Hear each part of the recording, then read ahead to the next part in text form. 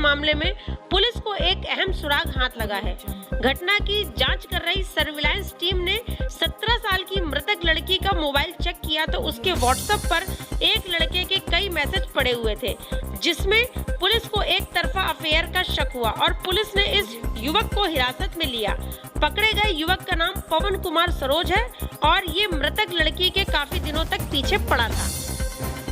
Police ने पवन उर्फ प्रधान को हिरासत में लेकर लंबी पूछताछ की, लेकिन उसने घटना को अंजाम देने की बात को कबूल नहीं किया। हालांकि पकड़े गए युवक के हाथ में चोट के ताजा निशान और उसके कपड़ों पर लगे खून को देखकर पुलिस को यह शक है कि इसी ने एक तरफा प्यार में इस घटना को अंजाम दिया है और इसमें इसके कुछ साथी भी शामिल हैं। इसके पास घटना को करने का मोटिव भी है। हालांकि अभी तक पुलिस भी पूरी तरीके से कंफर्म नहीं है, इसीलिए हिरासत में लिए गए युवक का डीएनए और उसके कपड़ों की फॉरेंसिक जांच की जाएगी। उसके बाद ही कुछ क्लियर होगा।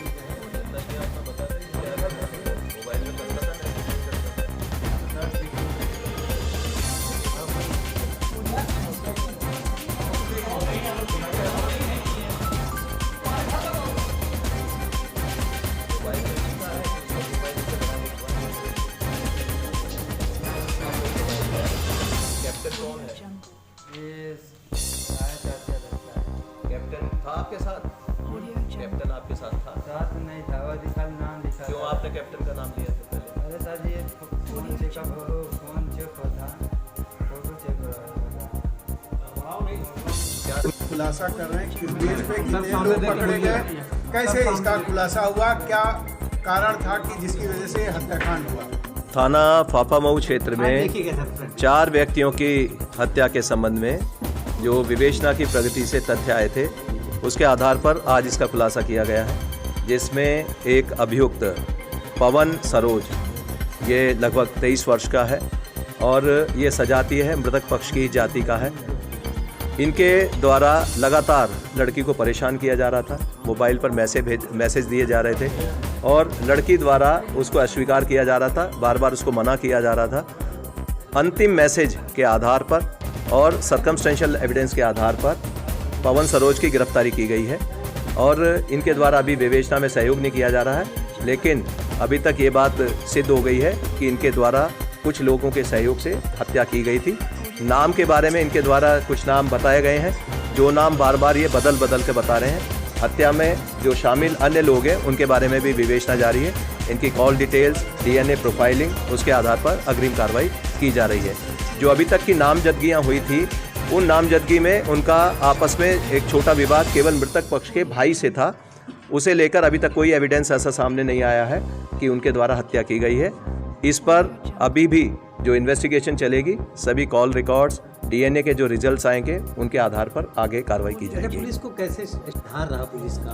पुलिस के द्वारा जब मृतका का मोबाइल देखा गया तो उसमें कुछ मैसेज मिले थे और उसके साथ ही जब उन मैसेज के आधार पर पवन सरोज को पकड़ा गया तो पहले वो मना करता रहा कि मैंने कोई लड़की को मैसेज नहीं दिया, ना मैं लड़की को जानता हूँ। लेकिन जब उसको मैसेज दिखाए गए, उसका मोबाइल बरामद किया गया तो स्वयं के मोबाइल से उसमें मैसेज मिल गए। उसने गौरी मैम नाम से बच्ची का नंबर सेव किया हुआ था और जो मृतका की आयु है उसके प्रमाण हमें मृतका के मोबाइल से मिले हैं, जिसमें जून 96 उसकी डेट ऑफ बर्थ है, जिससे जो पोक्सो की धाराएं हैं वो भी इसमें कम की जा रही हैं। क्या इस बच्ची के साथ, युवती के साथ सामूहिक बलात्कार भी हुआ है? कुछ एविडेंस मिले हैं, खून, ब्लड, वो बलात्कार करने वाले जो पकड़ा गया है व्यक्ति, इसमें बलात्कार की पुष्टि हो चुकी है। इसमें जो निशान मिले हैं उसके पीबी हेयर्स पे निशान पाए गए हैं और जो अभी तक परीक्षण रिपोर्ट आई हैं उसमें ये सिद्ध हुआ है कि वहाँ बलात्कार हुआ है। लेकिन कितने लोगों द्वारा किया गया है इसके बारे में मेडिकल ओपिनियन ली गई। जो अभी जो पोस्टमार्टम पैनल था उससे बातचीत की गई थी तो उनके द्वारा बताया गया कि जो इंजरीज़ हैं महिला के जो अंगों पर, वो उसमें काफ़ी सिमेट्री है, जिससे लगता है कि जो काटने की, मारने की जो क्या कार्रवाई की गई है उस युवती के ऊपर, वो एक युवक के द्वारा की गई है। लेकिन जो दूसरी जो इनकी माँ है मृतका की, वो भी, उसको भी मारा गया है। उनके साथ रेप की पुष्टि नहीं हुई।